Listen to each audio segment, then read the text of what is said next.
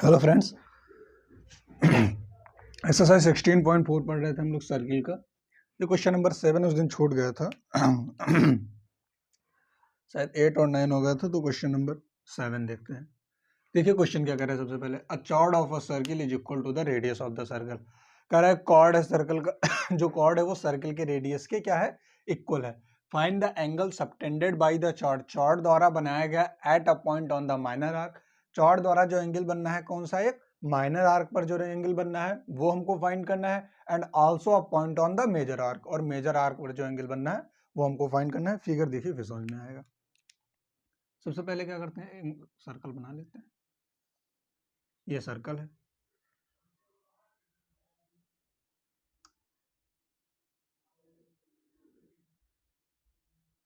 ये चॉर्ड होगा, A B C बोल दीजिए इसको। ये सेंटर है।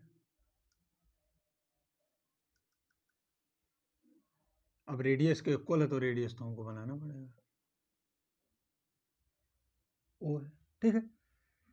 ओ ए और ओ बी क्या हो गया, रेडियस हो गया। ए बी क्या हो गया, चॉर्ड। अब एक तो माइनर आर्क मेजर आर्क पे कौन सा एंगल बनना है, मेजर आर्क पे ये एंगल बनना है। बी ए क्या है, मेजर आर्क है, तो एंगल ए सी बी बनना है। तो माइनर आर्क पे भी कोई एंगल बनेगा, मान लिया ये एंगल बनना है, क्या हो गया, ई हो गया। अब हमको फाइंड क्या करना है, हमको angle A C B find करना है जो आर्क बी ए पर बनना है। आर्क बी ए क्या है, मेजर आर्क है। और angle A E B find करना है जो आर्क ए बी पर बनना है। ए बी क्या है, माइनर आर्क है। तो ए बी आर्क हमको माइनर आर्क पर जो एंगल बनना है किसके द्वारा, ये चॉर्ड से ए बी बनना है, इस चॉर्ड से भी बनना है। तो जिससे हम बनना है उसी पे हमको क्या करना है, फाइंड करना है। देखते हैं सॉल्यूशन। क्वेश्चन समझ गए होंगे आप लोग, सॉल्यूशन देखिए।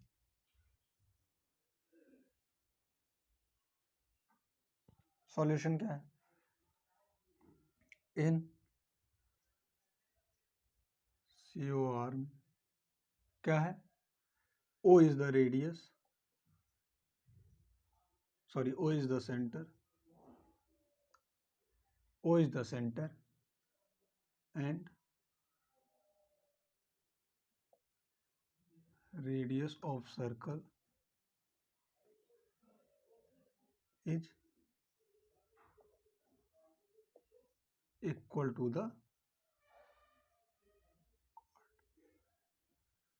radius of circle का है equal to the chord, such that क्या हो जाएगा, OA equal to OB equal to क्या हो जाएगा, AB।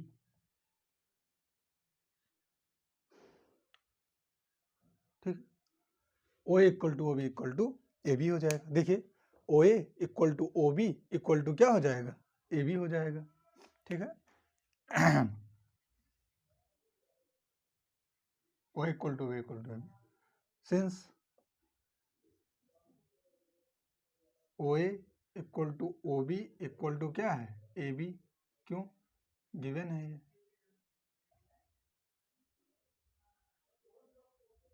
सो क्या हो जाएगा, triangle AOB is N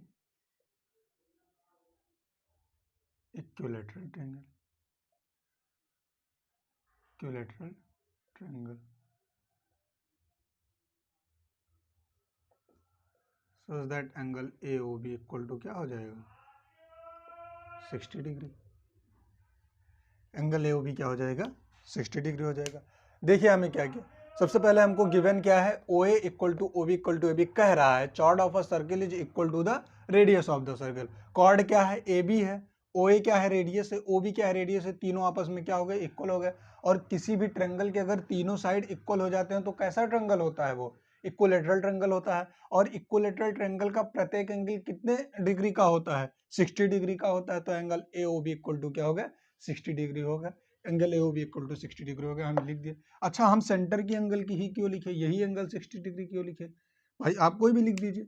OAB भी होता है और OBA भी होगा, लेकिन हमें पता है कि सेंटर पर बना एंगल क्या होता है, दोगुना होता है किसका, सर्कल पे किसी और पॉइंट पर बने एंगल। तो जो मेजर आर्क पर एंगल बना है वो इससे हमें फाइंड हो जाएगा, इसलिए हम क्या लिख दे, एंगल AOB इक्वल टू लिख दे 60 डिग्री।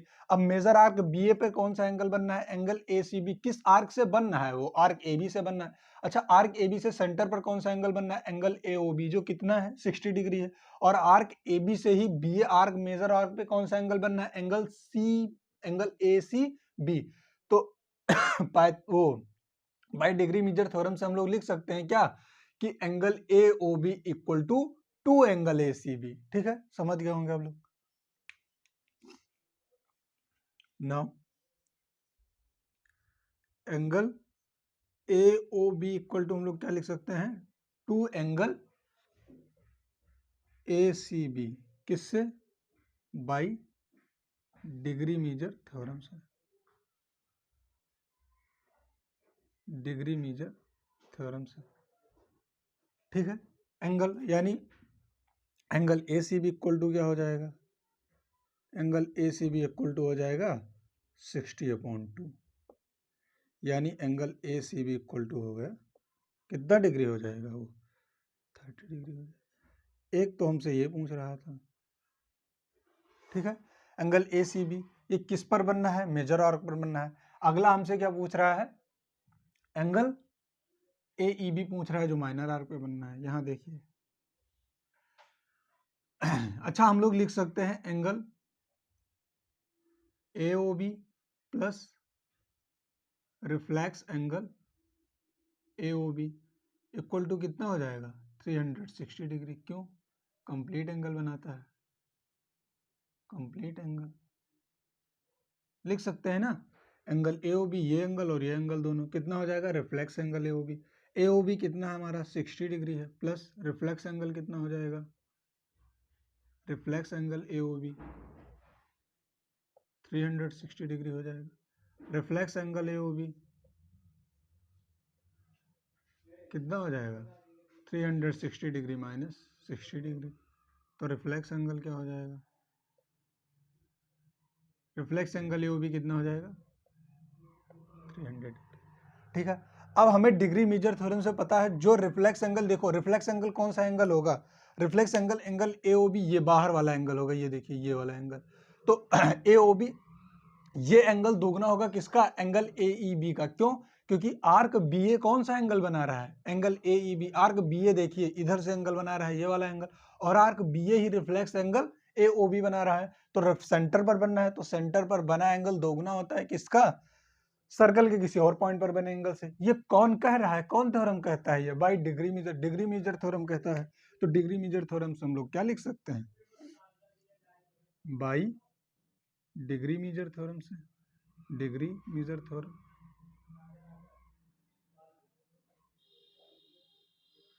क्या होता है, हम लोग लिख सकते हैं reflex angle AOB equal to क्या हो जाएगा, 2 एंगल AEB हो जाएगा ना। यानी एंगल AEB इक्वल टू क्या हो जाएगा, रिफ्लेक्स एंगल AOB कितना है 300 है, 300/2 हो जाएगा। यानी AEB एंगल हमारा हो जाएगा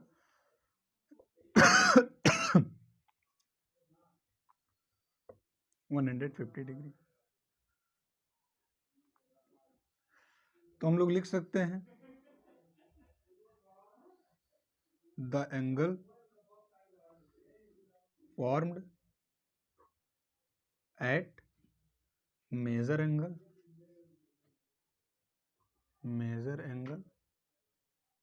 दैट इज एंगल, कौन सा एंगल, मेजर आर्क एंगल नहीं, मेजर आर्क पे कौन सा एंगल बनना है, angle ACB। That is angle ACB equal to कितना हो जाएगा 30 degree, and at minor arc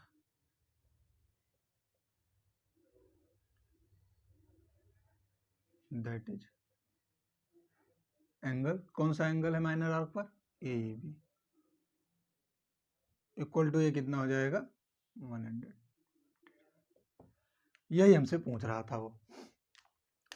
देखिए सबसे पहले क्या दिया है हमें, हमको दिया है कि जो कॉर्ड है, सर्कल का जो कॉर्ड है वो सर्कल के रेडियस के क्या है, इक्वल है। तो हम सबसे पहले लिख लिए O equal to B equal to B. अब इससे हमें पता चल गया कि ट्रायंगल ए ओ बी जो क्या है वो इक्विलेटरल ट्रायंगल है। अगर इक्विलेटरल ट्रायंगल है तो angle A O B centre पर बना angle, angle A O B centre पर क्या, इसके तीनों एंगल, जो तीनों एंगल होंगे कितने डिग्री के होंगे, 60 डिग्री।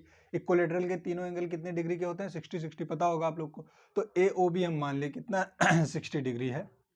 अच्छा, angle A O B centre पर बनना है, किस आर्क से बनना है, एंगल ए ओ बी किस आर्क से बनना है, आर्क ए बी से। आर्क ए बी कौन सा आर्क है, माइनर आर्क है, तो आर्क ए बी से सेंटर पर बनना। और आर्क ए बी से ही कौन सा एंगल बनना है, सर्कल के किसी और पॉइंट पर, एंगल ए सी बी। इसका मतलब angle A O B twice होगा किसका, एंगल ए सी बी का। वही हम लोग लिख दिए हैं, ठीक है, डिग्री मेजर थ्योरम से। तो एंगल ए सी बी हमको पता चल गया 30 है। एंगल ए सी बी बन किस आर्क पर रहा है, आर्क बी ए पर बनना है। आर्क बी ए है क्या, मेजर आर्क है। तो एंगल ए सी भी पता चल गया हमको। अब हमें पता क्या करना है, माइनर आर्क पे कितना एंगल बनना है। माइनर आर्क कौन सा है, आर्क ए बी है माइनर आर्क, ये छोटा वाला arc A B minor arc है। तो आर्क ए बी पर एंगल ए ई बी बनना है। और ए ई बी हम लोग कैसे निकालेंगे, हमें पता है कि सेंटर पर कौन सा एंगल बनना है, सेंटर पर कौन सा एंगल बनना है, एंगल ए ओ बी। कौन सा, reflex angle A O B, जो आर्क बी ए से बनाया जा रहा है। आर्क बी ए का बाई आर्क बी ए से कौन सा एंगल बनना है, reflex angle A O B, ये बाहर वाला एंगल बनना है। और आर्क बी ए से ही सेंटर के किसी और पॉइंट पर कौन सा एंगल बनना है, एंगल ए ई बी बनना है, ठीक है। तो हमें पता है ये फाइंड करने के लिए हमको reflex angle A O B पता होना चाहिए, इसलिए हम reflex angle A O B निकाल लिए हैं। और डिग्री मेजर थ्योरम से एंगल ए बी निकाल लिया। तो मेजर आर्क पर कौन सा एंगल बनना है, angle A C B. Major arc पर देखिए बी ए क्या है, मेजर आर्क है। मेजर आर्क पर कौन सा एंगल बनना है, एंगल ए सी बी। और माइनर आर्क पर कौन सा एंगल बनना है, एंगल ए ई बी। दोनों, एक 30 डिग्री है, एक 150 डिग्री है। आई होप समझ गए होंगे आप लोग। नेक्स्ट क्वेश्चन करते हैं।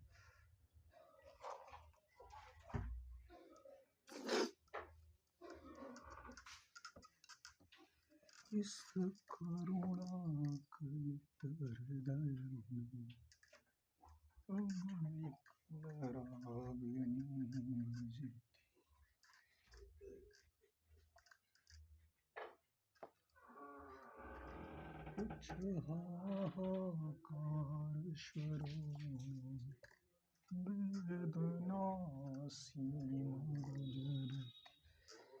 नेक्स्ट क्वेश्चन देखते हैं। ये शायद क्वेश्चन नंबर 10 है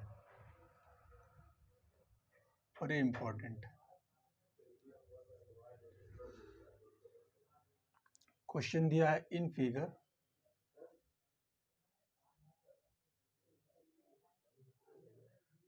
O is the center of the circle. O is the center of the circle. O क्या है, center of the circle है। Then prove that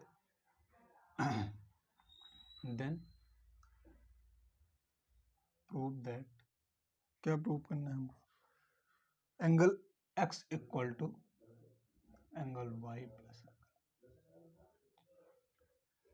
ठीक। देखते हैं सॉल्यूशन। सबसे पहले फिगर बनाएं, ठीक है। फिगर हमको क्या गिवन है,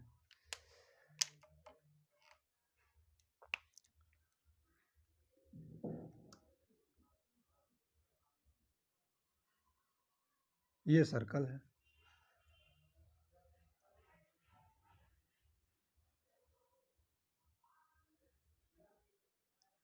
यार ये सीधी लाइन बनेगी है नहीं हमसे, पूरे सीधी होना जरूरी है।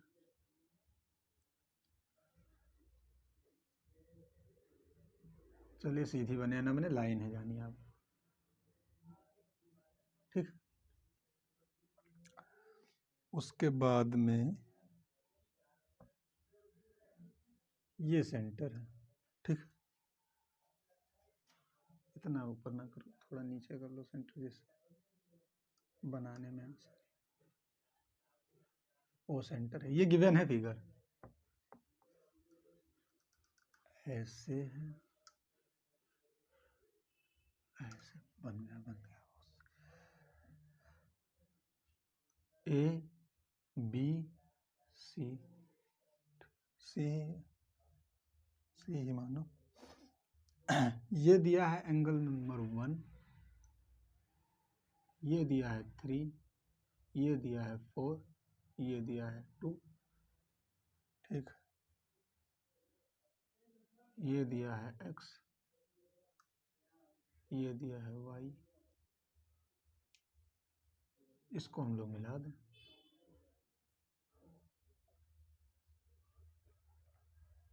समझ गए। और ये दिया है angle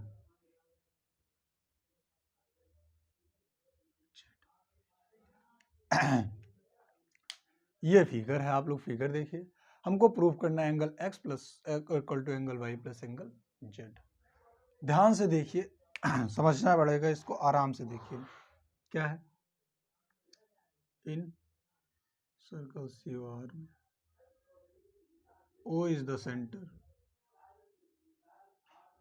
O is the centre, ठीक है। हम लोग क्या लिख सकते हैं, एंगल x इक्वल टू हम लोग लिख सकते हैं 2 एंगल 3, किससे, बाई डिग्री मेजर थ्योरम से। समझा रहे हैं कैसे, by degree measure theorem, degree measure by degree measure theorem से हम लोग लिख सकते हैं angle x equal to 2 angle 3।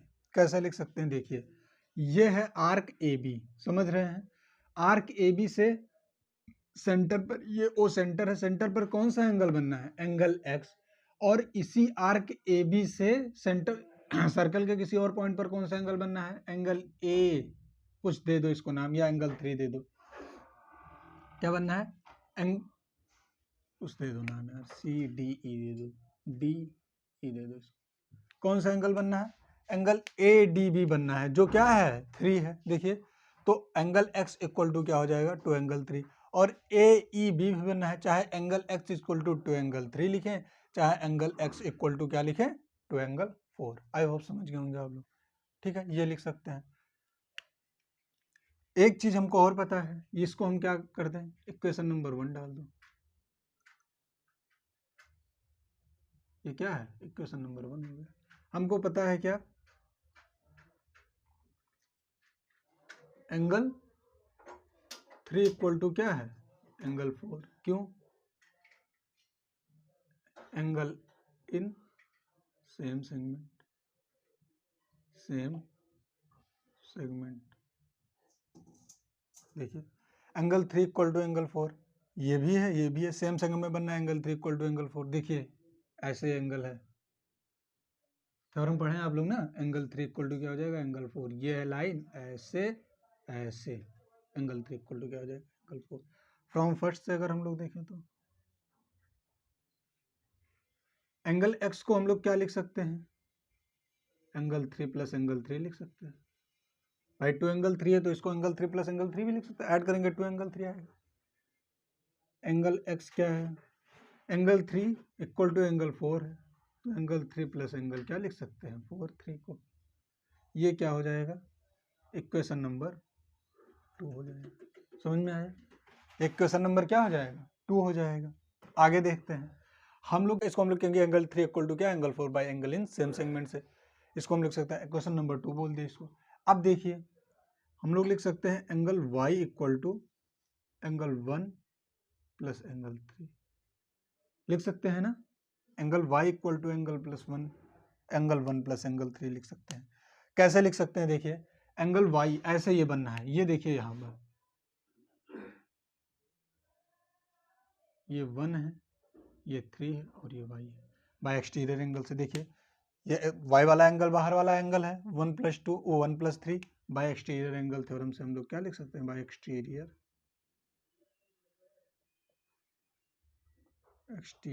Angle property से,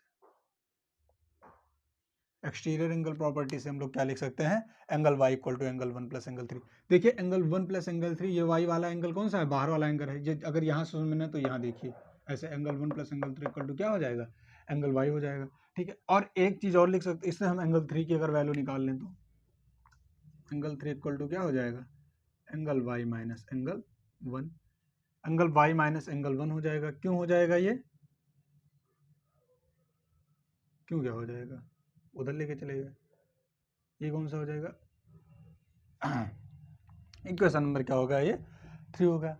और हम क्या लिख सकते हैं, एंगल 1 प्लस एंगल जेड, देखिए angle 1 plus angle Z, angle 1 plus angle Z equal to क्या लिख सकते हैं, एंगल 4 लिख सकते हैं बाय एक्सटीरियर एंगल थ्योरम से।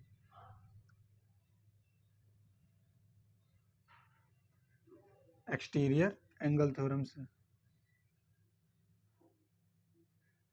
Exterior angle theorem property, angle 1 plus angle Z equal to angle 4 लिख सकते हैं ना। देखिए angle 1 plus angle Z equal to angle 4 ऐसे बन रहा है।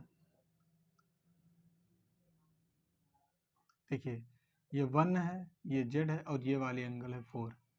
देखिए ए सी और ई वाला, देखिए ए जेड और 4, 1 प्लस जेड और 4, ये दोनों एंगल का सम इसके इक्वल होगा, क्योंकि ये बाहर वाला क्या एंगल 4 क्या है, एक्सटीरियर एंगल है। अगर वहां से समझ में ना आ रहा तो ऐसे देखिए, ऐसे एंगल 1 नहीं, इससे हम क्या लिख सकते हैं, angle Z equal to angle 4। इसको हम लोग इसको नाम दे दें 4। इक्वेशन नंबर क्या होगा ये 4। आगे देखते हैं, from second third and fourth से 3 और 4 की क्या कर दीजिए, वैल्यू पुट कर दीजिए। From second third and fourth क्या कर दें, 3 और 4 की वैल्यू पुट कर दें, यानी एंगल x इक्वल टू हम लोग क्या लिख दें, एंगल 3 प्लस एंगल 4 है। एंगल 3 की वैल्यू कितनी है, एंगल y माइनस एंगल 1 है, एंगल y माइनस एंगल 1 है, प्लस एंगल 4 की वैल्यू कितनी है, एंगल 1 प्लस एंगल z है। एंगल 1 से एंगल 1 कट गया, क्या हो गया, sorry angle y plus angle z, ये क्या है, यही हमसे क्या कर रहा था, वो पूछ रहा था। Angle x equal to prove करने को बोला था, angle x equal to angle y plus angle z। तो आई होप समझ गए होंगे आप लोग। क्या है, सबसे पहले ओ सेंटर है हमारा, ये हमको गिवन है, ये पूरा फिगर गिवन है, जितने जहां जहां एंगल है। उसके बाद में हमसे कह रहा है angle x equal to angle y plus Z prove कैसे। अच्छा सबसे पहले हम एंगल x की वैल्यू निकालें, और एंगल x सेंटर पर किस आर्क से बन रहा है, ये minor arc A B arc से बनना है, और इसी आर्क ए बी से सर्कल किसी और पॉइंट पर एंगल 3 या एंगल 4 बनना है। तो हम लिख दे angle x equal to angle 3, किससे, डिग्री मेजर थ्योरम से। आप टू एंगल 4 भी लिख सकते हैं, तो उसको एंगल 4 प्लस एंगल 4 लिखते थे, और एंगल 4 को एंगल 3 बोल देते, क्योंकि एंगल 3 इक्वल टू क्या है, एंगल 4 है। क्यों, एंगल इन सेम सेगमेंट है। ठीक है, तो इससे हमें एंगल x की वैल्यू पता चल गई। अब एक्सटीरियर एंगल थ्योरम से हमको angle 1 plus angle 3 equal to angle y हो जाएगा, angle 1 plus angle 3 equal to क्या हो जाएगा, एंगल y हो जाएगा। अब फिर क्या हो जाएगा, एक्सटीरियर एंगल थ्योरम से ही angle 1 plus angle Z equal to क्या हो जाएगा, एंगल y के इक्वल भी हो जाएगा, एंगल 4 के equal to angle plus Z. अच्छा आप ये अगर ये नहीं लिखना थे तो आप ये भी क्या लिख सकते हैं, एंगल y इक्वल टू क्या हो जाएगा, एंगल 2 प्लस एंगल 4 हो जाएगा। एंगल y इक्वल टू क्या हो जाएगा, 2 प्लस एंगल 4। इस ट्रायंगल के भी तो y क्या है, एक्सटीरियर में एंगल 2 प्लस एंगल 4।